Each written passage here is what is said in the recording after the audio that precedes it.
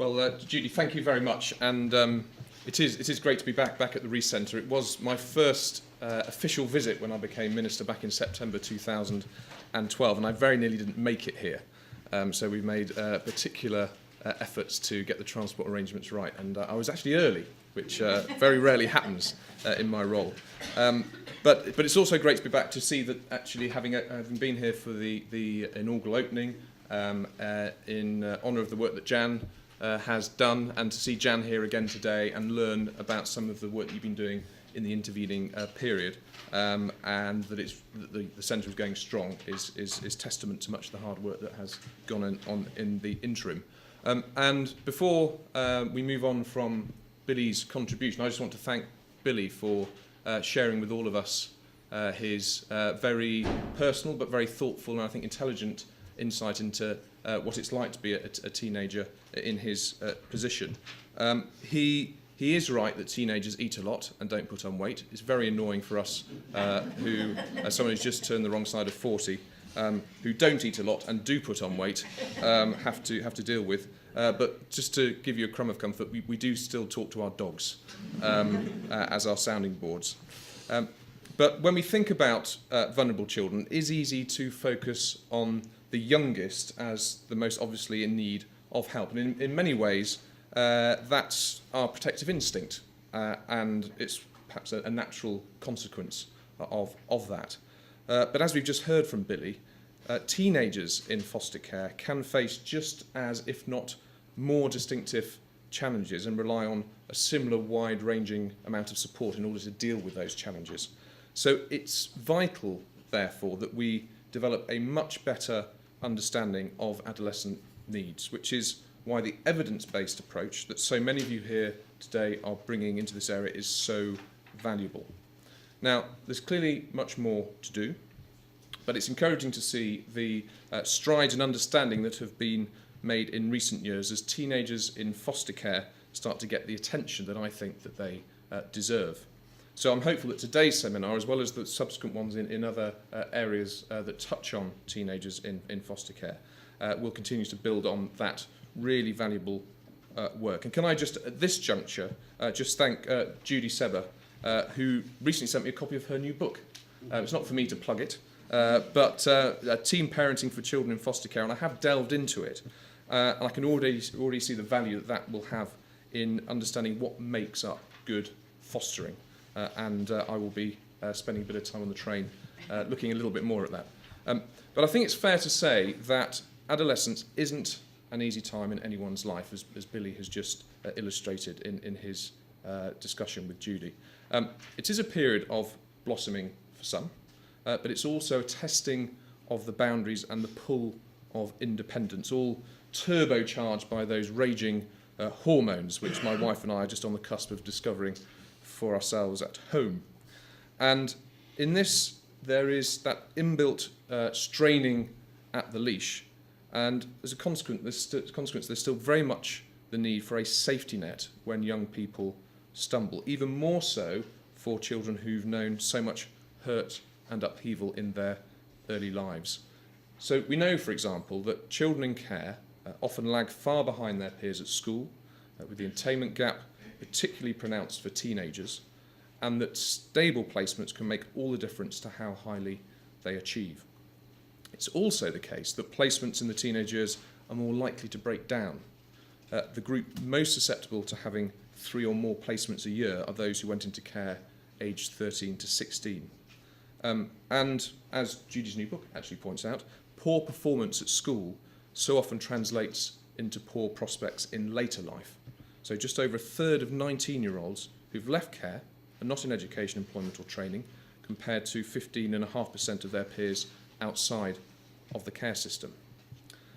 And these are the challenges which are all the more testing in an age of social media, in which the environment around these young people is constantly changing, and it's hard enough keeping track of what our own young people are doing and who they're communicating with online, but foster children face particular risks around exploitation and attempts to destabilise placements. And I'm sure many of the foster carers here today who are fostering teenagers recognise this as a particular challenge. Yet often this behaviour, this highly challenging behaviour, emotional outbursts, taking flight unexpectedly, getting involved with the wrong crowd, can make it easy to forget just how vulnerable they are.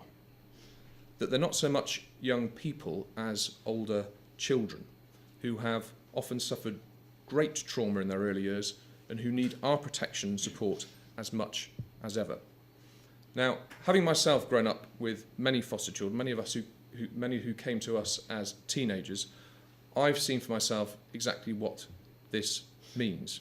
And so it's clear to me that with the right environment and the right support, even the most troubled teenagers in foster care can be supported to overcome challenges and find a better path in life, a path so different from what it would otherwise have been. And if you'd seen some of the young people when they first came into our care, you wouldn't believe how they've matured and found their feet as adults, and that after all is what parenting teenagers, in care or not, is all about, preparing them for independence as happy, fulfilled adults. Now, at the moment, my parents still have 3 teenage sisters living with them. The eldest, who's now 19, came into their care as a baby, which she finds slightly embarrassing, as I remember changing her nappy and doing her late-night bottle. But although she then spent a lot of her childhood living with her mother, when problems developed in her teenage years in that relationship, she came to seek support and stability from our family, which we were able to give. And it's fair to say that it hasn't always been easy, but if I tell you that she's now at university, she's in her own accommodation, she's now driving around her own car, which she's most proud of all, the effort that we've put in to help her get there pales into insignificance when compared to what it has both prevented and achieved. Because we know that this transition from adolescence to adulthood can be bumpy for all teenagers, but especially for those leaving care at 16 or 17. Now, we would never expect our own children to leave home with no support at such a young age. That is, it's still happening in too many areas, in too many councils, leading to poor outcomes. So that's why I was proud to announce that all children leaving foster care will be able to stay with their former foster families, if they wish, until their 21st birthday. Now, some local authorities and some deeply committed foster carers, like my parents, are already doing this, so we applaud them. But the new legal duty to provide support will now require others to follow their lead, backed by £40 million of new money over the next 3 years. And as a result, many thousands of young people will be able to leave the families who fostered them when they're ready and willing, rather than when they have to, as is the norm for their peers who aren't in care.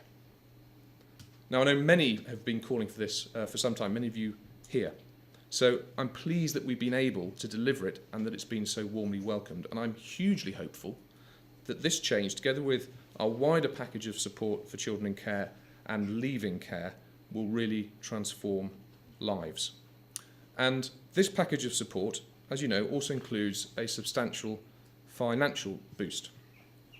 Now, before becoming Minister, I was determined and have now, as Minister, been in the fortunate position of being able to introduce the Pupil Premium Plus. That's £1,900 to provide every eligible child per year with extra support at school from the very first day that they enter care. Now, that's 10,000 more children in care that will benefit as a result in 2014-15, bringing the total to 50,000, of which a significant proportion of those will be at secondary school. And given their unique challenges, it's crucial that we make the most of this opportunity, which is why we're also extending the role of the virtual school head to work with schools to ensure that this money works as hard as it can on their behalf. We've also opened over 40,000 junior ISA accounts with a £200 contribution directly from government, which children in care can access when they reach 18, and that's happened all in just 12 months. There's also been a tripling in the number of councils paying £2,000 or more through the Setting Up Home Allowance, and that's since I wrote to local authorities about improving financial support for care leavers, and that's a great result, particularly as I was told by some that no one actually reads ministerial letters. So we have had cut through on this occasion. And these major advances are underpinned by the first ever cross-government strategy for care leavers, which sets out in one place everything the government is doing to help care leavers live independently. And by being able to access the whole of government through the Social Justice Committee and persuade, educate and sometimes cajole other ministers into thinking about care leavers in their own policy areas, we've been able to bring that about. And the next stage will be now to let them see for themselves, by talking to care leavers at the committee, what their experiences are, so that they get a first-hand knowledge of the difference that the policies that they are making could make if they thought more carefully about them through the eyes of young people in care.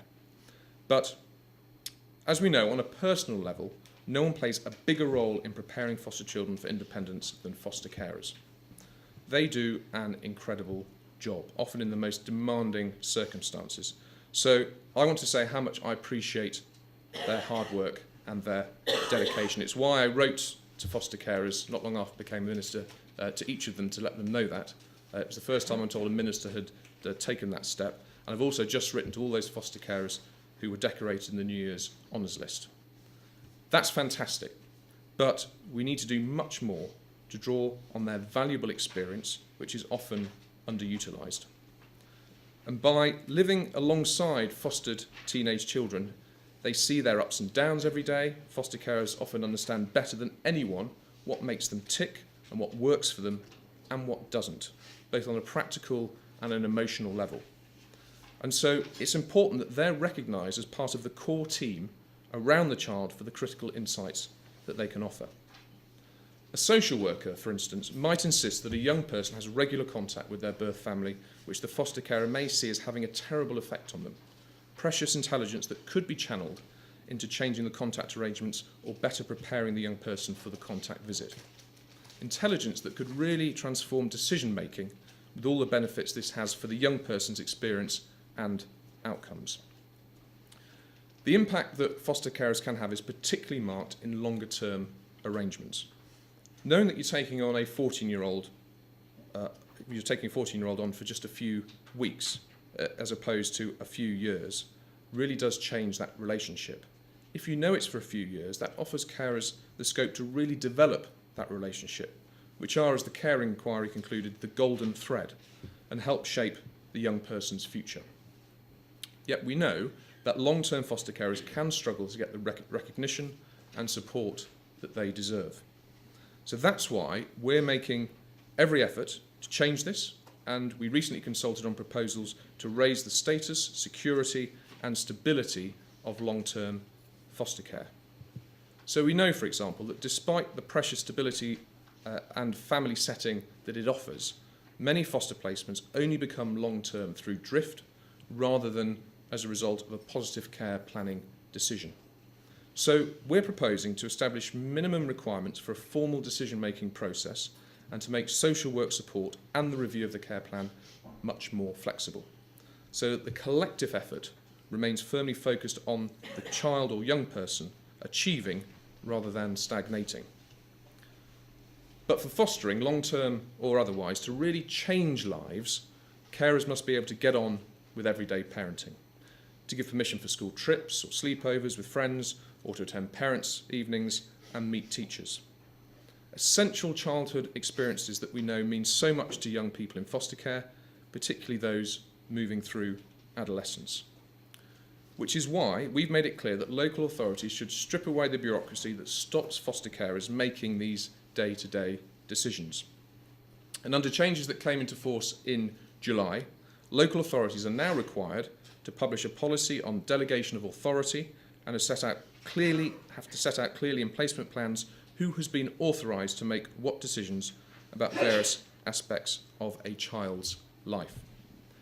And we've also consulted on proposals to ensure that delegated authority is considered at every review to reflect changing relationships, so that if a foster placement, for example, becomes long-term, there's likely to be more delegation. And I know the Fostering Network, and Robert Tapsfield is here today, have been pushing this case for some time, and the merit in that argument, I think, is borne through by the changes that we're seeking to make.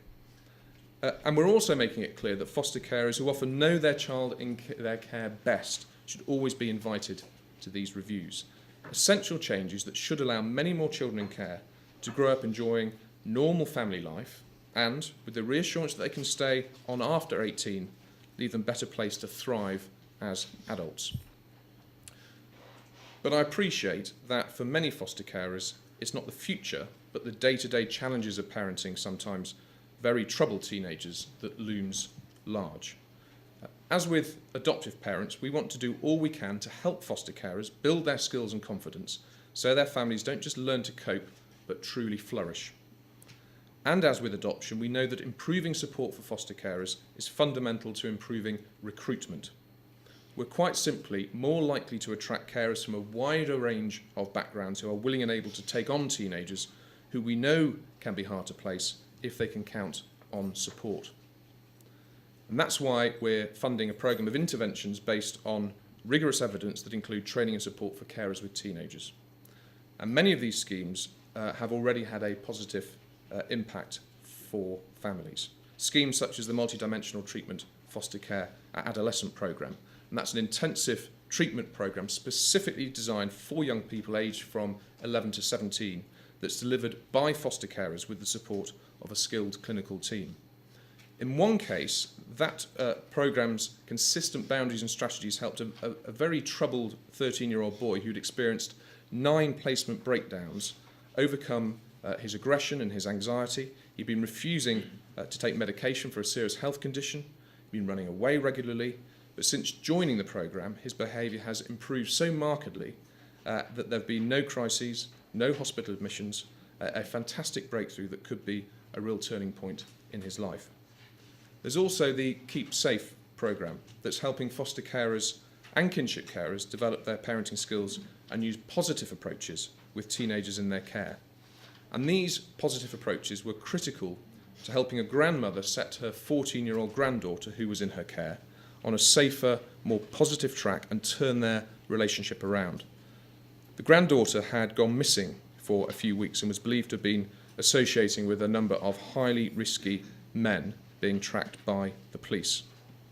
But by helping the grandmother change her approach to be calmer, to be more selective and more positive in addressing her granddaughter's behaviour, the programme brought about a dramatic change, as seen in the better choices about friendships, more honesty, better communication, and a renewed focus on her education. Again, a terrific outcome considering that it could so easily have gone the other way. We also want to do everything in our power to ensure that social workers are well equipped to meet the needs of foster teenagers, to ensure they get the best support and training they need to do this to the best of their ability. And that's why we've asked Sir Martin Neri, with all the expertise he brings from his work at Barnardo's, to review social work training. And his important report is due to be published in the next few weeks. We expect it to acknowledge that while we produce some great social workers, improvements are needed, especially when it comes to being clearer about the knowledge and skills we expect social workers to have and ensuring universities teach these. We've also commissioned Research in Practice to produce new training materials for social workers who work with children in care, foster carers and adopters, which will be rolled out this spring. And the College of Social Work recently published a continuous professional development guide for social workers involved in fostering and adoption, and is now working to develop a professional capability assessment for social workers in these fields, which again will be available later this year.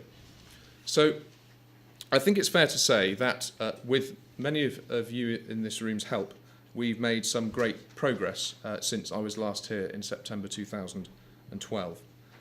Children in care of all ages will gain from greater delegation authority, from more stable placements, from the Pupil Premium Plus, and from better trained, better supported foster carers and social workers. And adolescents stand to benefit from a sharper focus on the shift to adulthood, from the sizable financial boost to care leavers, in particular from the comfort of knowing that they can stay with those who care for them when they turn 18. Significant measures that I hope will provide them with a much stronger foundation for the future. But there's still work to do. And going forward, I want to see us build on this sense of ambition and consider if there are different, better ways we can meet teenagers' needs. To look afresh at the challenges and be open to new ideas, more flexible commissioning of places, alternative models of delivering services. Could education and care be better coordinated and integrated so that when children move into adulthood, they truly have the tools to succeed? I'd like to see us question convention in just this spirit, and something that I'm pleased to say those working children's services are increasingly looking to do. The What is Care For report, for example, by the Association of the Directors of Children's Services, proposes a much more fluid boundary between care and community services and new, more flexible models of care, particularly for troubled adolescents. This is exactly the kind of enterprising thinking we had in mind when we launched the new Children's Services Innovation Programme in October, which aims to develop and spread more effective ways of supporting vulnerable children. And we're encouraging those with creative ideas, and Ollie, who's running the innovation programme for the department, is here today, so talk to him about any ideas that you have. Where those ideas deserve to be applied more widely, we want you to come forward. And I hope that they include smarter interventions and services for adolescents in foster care that are based on some of the research that's done here at the Rees Centre, some of the better evidence base that we know is out there, and by bringing together practitioners, policymakers, commissioners and foster carers and all those whose altruistic tendencies have led them into this room, so that we have a far better and fuller understanding of what really makes a difference. And from next year, we'll help develop, test and expand the most promising schemes. But in doing all this, we have to constantly remind ourselves what children and young people, like Billy, are telling us of their own experiences. The good, the bad, and the indifferent. If we don't listen, and if we don't take time to understand what really makes a difference to them, we won't shape services and support that truly deliver on their behalf. So please do consider getting involved and continue working with us for the sake of young people like Billy, who's been brave enough to tell us about his own story, like the young people my family fostered, and thousands of others like them. As we know, with love, stability, and the right support, there's nothing they can't achieve. So let's make sure they get it. Thank you very much.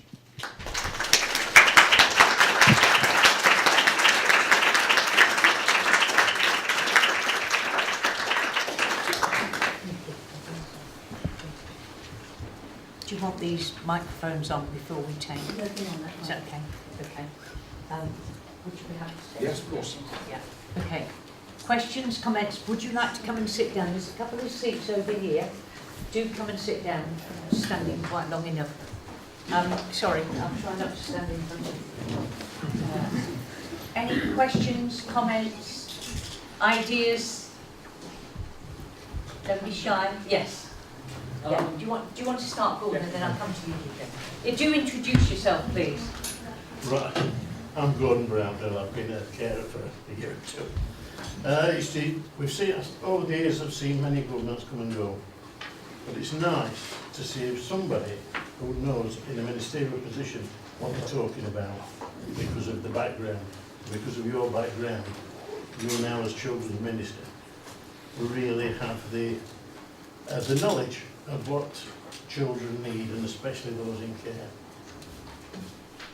Well, little did I know when we were waiting to fly on a family holiday and one of our foster children decided to go on the run, that experience would be so useful in what I'm doing now. And I'm extremely fortunate that I've been able to use not only my personal background, but also having spent 10 years working in the family courts, and particularly with children in care, to use that experience in the arena I now find myself in. And if for no other reason that by having at least that credibility of knowledge behind me, it means people are more prepared to listen and be respectful of what we're trying to do, both inside government and outside. And Billy quite rightly talked about the image of young people and adolescents in the media, and how they get an unfair wind, and some of the too many of the dark sides of teenage years are brought to the surface, rather than many of the excellent and very dedicated young people that there are working in our communities. But the only big up I'd give to the media is actually on some of these issues, and I think of the Times, for example. There has been a far greater willingness to talk about it, to give it an airing, and although sometimes they still do it with a sense of misunderstanding and naivety, at least they want to engage in a more positive way. And so I feel it incumbent on me to use that sort of olive branch as a way of trying to get our messages much more widely known. We still have a shortage of foster carers, particularly foster carers in particular fields like teenage placements. We still have a huge shortage of adopters. So we know that we need to get many of those people who, from the research that we've done, would it, given the opportunity and in the knowledge of that the support is behind them, would take on the role of a prospective foster carer or adopter. The fact that a lot of foster carers and adopters come back for more suggests that once you get the habit, it's a difficult one to kick. So it's incumbent on me to use that experience in the best way I can to get more people into helping the most vulnerable children in our society. Excellent, thank you. Yes. I'm Richard Dublin College social work, but I'm going to have my school governor hat on and ask about pupil premiums, because the bit about that is really important for the children we're talking about. But I suppose I'm thinking of my school where there's 2 children, so that impact of £3,000 is very limited in the context of a high school of 1,000. Because in terms of, for me, it sounds like a lot of money, but actually in terms of impact, how will you show, what's the evidence showing it is having an impact to promote attainment of these group of children? Well, there's both the pupil premium, so obviously there's a wider cohort of children that are eligible through free school meals. Yeah. And what we've also done is widen out the scope of children who qualify for the pupil premium and pupil premium plus. So it's not just children who are fostered, it's all those who are in care, all those who are adopted, all those who are on a special guardianship order, all those that were in care but now under residence order. So it's a wider number of children. But what we're also doing is learning from, and going back to more about evidence, is where has it had a big impact for children and young people who are in care. And we looked at some of the ways that the virtual school heads that were in existence, but we're putting them on a statutory footing. We're using the money in different ways to make it go further. So, for example, in East Sussex, and this is very much the model that we're hoping will now sort of spread more widely, rather than the pupil premium or stroke pupil premium plus, which is specifically for children in care, just getting lost in the wider pupil premium going to schools, is that the virtual school head in East Sussex got the agreement of all the schools that they would pool that money together, so that when although the virtual school head then had a responsibility to make sure each of the individual children in care in their local authority area are getting the support that they need as an individual, that money could be then used to buy in and commission some services that a lot of those children all needed, whether it was one-to-one tuition, whether it's some CBT to back it up, whatever it may be. Sure. So rather than sort of salami slicing it, you're getting someone who is dedicated to make sure that all those children are getting what they need. And it's quite a significant sum of money if you add 1,900 times maybe 300 children. And the evidence that comes from East Sussex is that has helped improve attainment much more significantly. I can see that model working really well, business the size of money. That's where, like you said, it's salami slicing, where in some areas it's like you've got one child, and actually the schools aren't going to do it.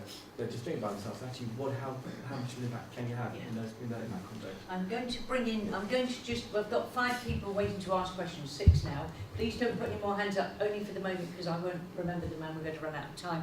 And I'm going to cheat and jump to Venetia, who's waiting to ask a question. Venetia Mayman is our local virtual school head teacher, and I thought it might be like to link that discussion. So, good morning, Venetia. I think you're probably quite popular with virtual school heads as well in terms of the statutory role you're giving us. And as you probably know, Judy and I are working together on this year's national conference here in Oxford. Can we be very, very clear about what this phrase working, what the virtual code's working with schools on that means? When you say that instead of salami slicing the pupil premium, it will be ring fenced, does that mean within the school or within the local authority? Well, we're going to be issuing some more detailed guidance on exactly what this means. So I don't want to sort of preempt too much of that, but the way it was done in East Sussex, where there's a collective agreement amongst schools as to how you pull that money together, seemed to be the least bureaucratic and most sort of permissive way of making sure that money goes where it needs to go. But I'm mindful of making sure that we don't have some sort of convoluted route that is unnecessarily cumbersome, so that and also that it's clear where decisions are being made and who is involved in that decision making, so that we don't end up into a sort of you've spent my money, no, I've spent my money. And as part of that, I mean, we're particularly interested in Oxfordshire about the profile of our children in care, and we're acutely aware of the very high need level of children coming into care at exactly the age group that you describe. Are you anticipating that there might be flexibilities within the pupil premium where schools, head teachers, designated teachers and virtual heads together can use that money proportionately and flexibly? Or are you anticipating that there always has to be £1,900 attached to each child's personal education plan? What I don't want to do is be prescriptive about this is exactly how you should spend the money. I think there needs to be some flexibility. So you are in a better position to make that judgment than I am. You will know your children, your school population at a much more sort of granular level than I'm able to do. So there has to be some flexibility in order to come to that arrangement.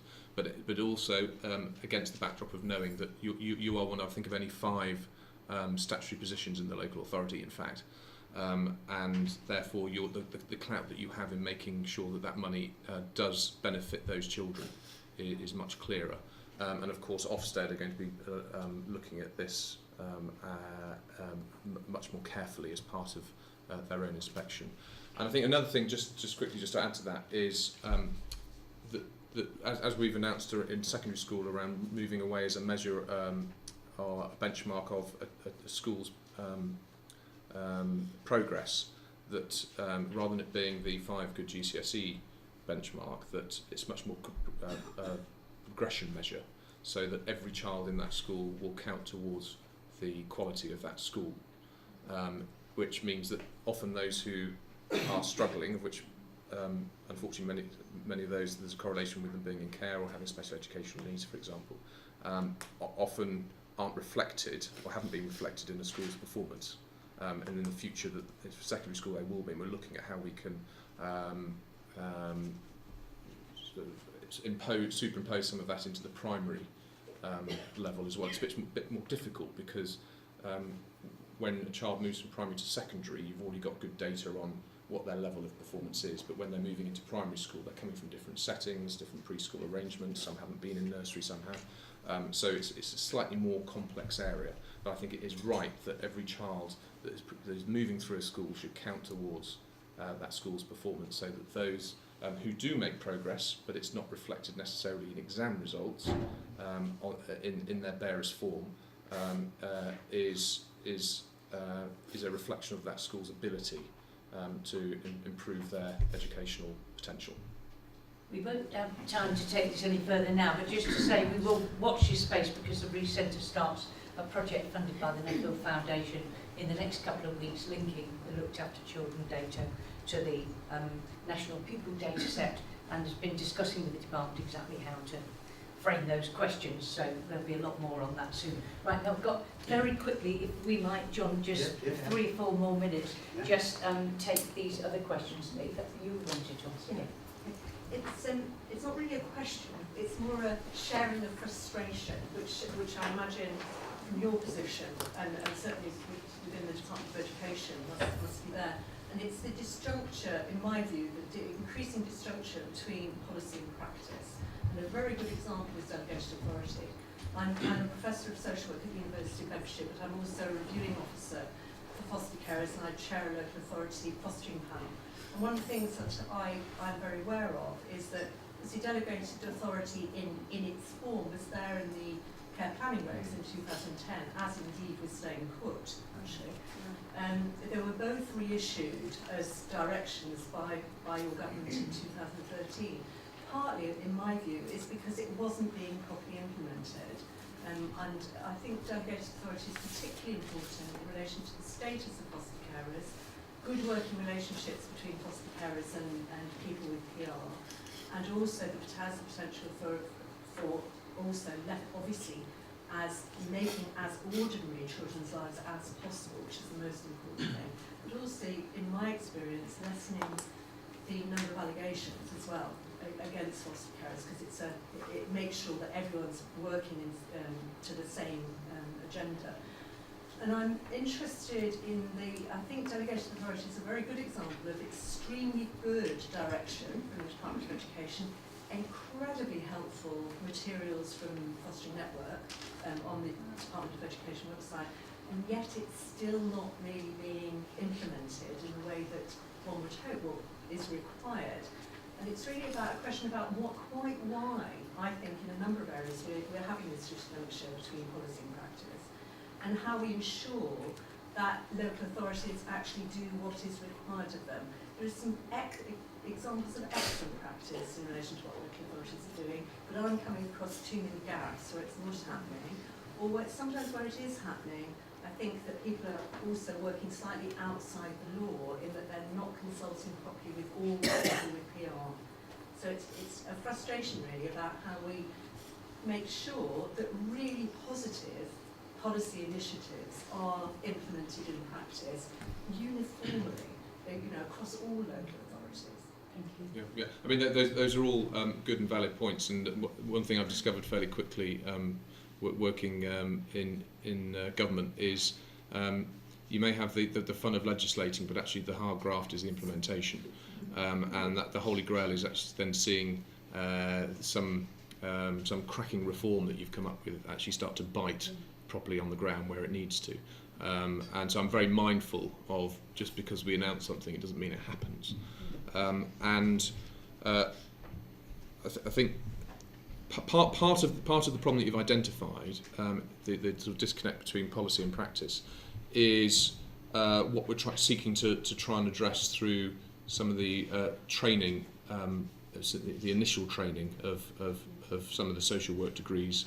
We've got, I've met some incredibly motivated, highly professional social workers who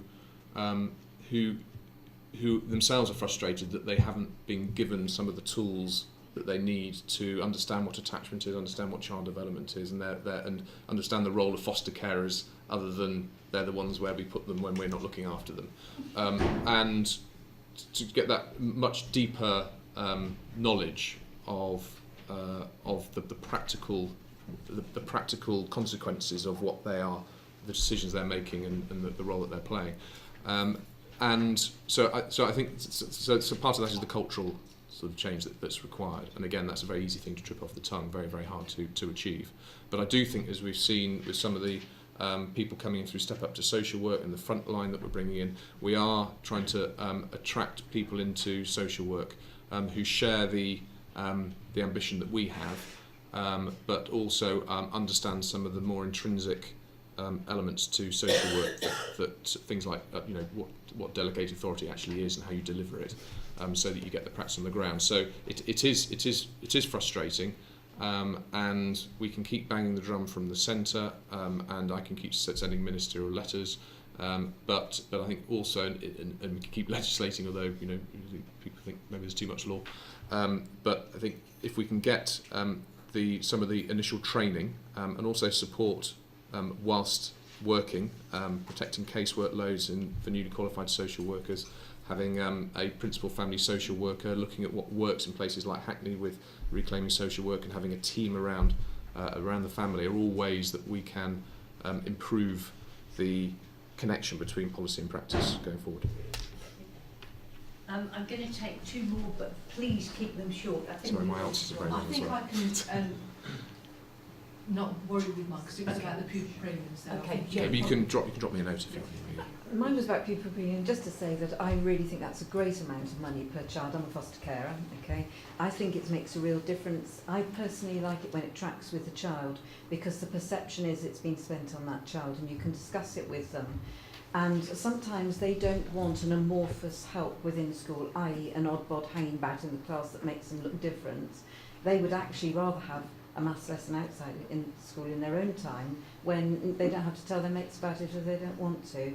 So I think it's a good amount of money, but I really think it should track with children, and well done for putting it in place. Thank you very much indeed. I don't need to respond to that. Thank you. Yeah, yeah. Can we just once more thank Minister very much.